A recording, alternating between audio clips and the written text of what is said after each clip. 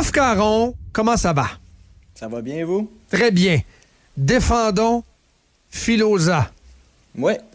Tu sais, la pandémie, là, ça aura laissé ses traces sous la forme d'un virus persistant. C'est celui qui tend à normaliser l'atteinte aux droits et libertés. Pendant la pandémie, ça a été des restrictions de la liberté de mouvement, le recours aux mesures d'urgence, les pressions qui laissaient virtuellement pas le choix aux gens de se faire vacciner. Puis ça a ouvert une boîte de Pandore qui vous a fait perdre de vue quelles devraient être les limites normales qu'on peut raisonnablement imposer aux libertés individuelles. Puis la conséquence de ça aujourd'hui, c'est la perte des repères en la matière. Puis ça va vous suivre pendant très, très, très longtemps. Puis la dernière victime, puis je dis la dernière victime, mais il y en aura d'autres, soyez-en sûrs, c'est Jérémy Filosa, pour avoir douté ouvertement que l'homme ait un jour marché sur la Lune. Dans un réseau qui fait de l'horoscope, là. Rythme FM, ils ont 3 animateurs qui consacrent un gros segment sur l'horoscope. L'horoscope, là, c'est la pire...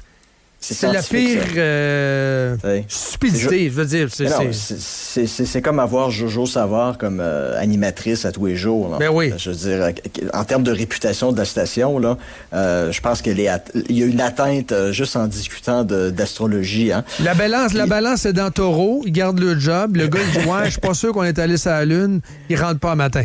C'est ça. D'entrée de jeu, moi, je tiens à dire que moi, je pense que Filosa a tort. Moi, je pense qu'on a, on a effectivement marché sur la Lune, puis pour moi, il n'y a pas photo là-dessus. Mais la question n'est pas là. C'est plutôt de savoir s'il méritait de perdre son emploi pour avoir dit ça. Puis la réponse, c'est évidemment non. Alors, vous le savez comme moi, avoir un micro puis un impact dans la sphère publique, ça vient avec des responsabilités importantes. Puis il serait normal pour la société de sanctionner des individus qui abuseraient de ce pouvoir-là pour dire des choses qui pourraient être potentiellement dommageables pour la société. Je vous donne 2 exemples. Tu sais, si on disait aux gens là, qui nous écoutent là, qu'il n'y a absolument aucun danger à boire un gallon d'eau de Javel ou à rentrer une fourchette dans une prise de courant, là, tu sais, si on disait des choses comme ça, là, on pourrait légitimement dire que c'est de l'abus de pouvoir qu'on pourrait légitimement sanctionner parce que ça pourrait inciter des gens à le faire puis à se blesser. Autre exemple, on pourrait ce qui aurait pour effet d'inciter activement à la haine contre un groupe ethnique ou religieux, comme ça a été le cas au Rwanda dans les années 90 avec la fameuse radio des 1000 collines qui, avec des gens comme Léon Mugesera, qui a été expulsé du Canada il y a plusieurs années, ont incité pendant des mois et des mois les Hutus à massacrer les Tutsis. Ça serait aussi un cas qui légitimerait de prendre des mesures contre une radio ou ses animateurs. Mais au-delà de ces exemples-là, il n'y a aucune raison de prendre des mesures contre des gens qui tiennent des propos qui dérangent. C'est parce que déranger puis dire des choses qui déplaisent, même au risque qu'elles soient fausses, puis ça fait partie de la démocratie. Puis au final, là, Filosa, pour l'immense majorité de la population, il s'est simplement ridiculisé en tenant les propos qu'il a tenus. Mais comme on le dit, là, on a le droit de faire un fou de soi-même. Tu sais, dans ce cas-ci, la sanction, elle est sociale. Les gens vont rire de vous puis ils vont se moquer de vous. T'sais, imaginez s'il fallait qu'on commence à sanctionner le ridicule. S'il fallait qu'on commence à sanctionner les gens qui tiennent des propos ridicules en public. Il y a le 3/4 des animateurs de Radio-Canada, là, notamment ceux qui se disent être des mâles. Ceux qui se disent être des mâles alpha, là, ils devraient être congédiés. Fait que là, le 98.5 avait objectivement aucune raison de renvoyer Filosa. Ses propos étaient sans conséquence, à l'exception du fait qu'il s'est ridiculisé pour l'immense majorité de la population. Mais ça, c'est son problème. Ce qu'il a dit, ça a eu 0 impact sur la vie ou la sécurité des autres. Mais on vit dans une société où les gens le réclament activement la censure puis des mesures excessives contre les gens qui dérangent. C'est la cancel culture, carrément. Mais là, le gars va retourner comment? Il va retourner comment? Il va se faire regarder. Le gars, sa crédibilité est atteinte, là. Si tu le gardes en honte, tu le challenges, tu ris de ça un peu, tu joues avec ça. Moi, si je suis Quentin, là, le gars avec qui il était, là, j'aurais joué avec ça, j'aurais ouvert les lignes, mais à la fin de la journée, tu t'en vas à la maison, tu tournes la page, tu regardes en avant. Comme tu dis, ça met pas en vie, ça met pas en danger la vie du monde, c'est pas contre l'éthique ou le code criminel ou quoi que ce soit. C'est une opinion comme une autre que plusieurs ont. En passant, Arruda a dit des niaiseries en masse de ce style-là. Legault aussi. 350 000 ben oui, il continue de collecter un chèque d'au-dessus de 300 000 ce matin, Arruda. Mais le pire, c'est dans la discussion qui a amené Filosa à dire ce qu'il a dit, c'est au préalable, Quentin avait affirmé que la Lune avait des impacts sur les comportements des gens. Je veux dire, c'est la pleine Lune, c'est le fameux discours, le discours qu'on remarque de temps en temps. Ouais, les gens sont plus débiles pendant la pleine Lune. Une histoire plate à jaser sur une radio plate, c'est parfait. C'est ça. Tu sais, les femmes accouchent davantage lorsque la pleine lune. Je veux dire, il n'y a absolument rien de scientifique là-dedans. Là. Lui, il ne se fait pas sanctionner pour avoir dit quelque chose qui était ridicule et farfelu, mais Filosa, lui, se fait sanctionner pour avoir dit quelque chose. Tu sais, c'est du deux poids, deux mesures. Puis là, on se rend compte que les critères de l'acceptable et de l'inacceptable, là, c'est devenu entièrement subjectif. Il y a un Morning Man là-bas qui est allé dire qu'il faudrait soigner les vaccinés avant les non-vaccinés.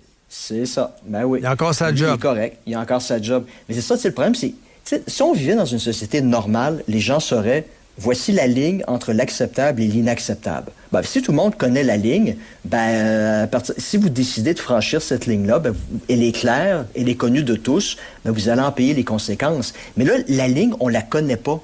Ça dépend de ce que la majorité pense par rapport à ce que... Ça dépend du bon goût. C'est la police du bon goût. On connaît ça à Radio X. On a déjà joué dans le film. Oui, puis au 98.5, là, dans les dernières semaines, les derniers mois, vous avez eu des renvois sans explication. McSween, MC Gilles, Patricia Paquin, il y a à peu près 1 an de ça. C'est des personnes qui non, cette année, ça, Paquin. Ça fait 4 mois. Ouais, c'était à l'automne. 4 mois, au début de l'automne à radio, on va l'appeler comme ça, là. OK. Mais tu sais, vous avez plein de gens comme ça qui, pour des raisons étranges, inconnues, ils se font renvoyer. Puis là, vous avez Filosa, pour avoir dit quelque chose de loufoque, se fait renvoyer. Imagine à quel point, à matin, le monde dans cette station-là doivent marcher les fesses serrées. Balai dans le cul.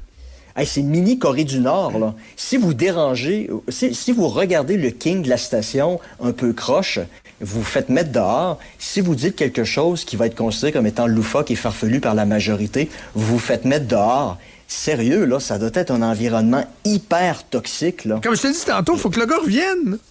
S'il veut revenir. Oui. Mais comment il va revenir? Dans quel contexte il va revenir? Qu'est-ce qu'on va dire avec lui? Comment on va interagir avec lui? Comment on va le regarder dans les bureaux? Ça va être invivable. C'est pour ça que je répète mon souhait. Je veux que BPM le signe. Je le veux comme chroniqueur. Je le veux comme chroniqueur. Je veux que la station, la seule station de sport en passant à Montréal, on la détient à Radio X, là, à RNC Média. Tu vas déjeuner avec Filosa, tu le sors de là, tu lui dis, viens-t'en, superstar. On va te matcher avec quelqu'un qui est un peu flyé. On va te matcher avec Larac. Wow! Philo, Larac, Philo. On l'a le show, là. Puis si vous ouvrez les lignes ouvertes, quand un des deux dit quelque chose d'un peu loufoque, tu ouvres les lignes ouvertes, puis tu laisses les gens à téléphoner Showtime! Pour dire, oui, regarde, c'est ça la démocratie, c'est de laisser parler les gens, puis même si les gens disent des choses qui sont fausses ou farfelues, ça fait partie de la démocratie. Exact. Si on veut éliminer ça, je m'excuse, on est en train d'éliminer l'essentiel de la démocratie.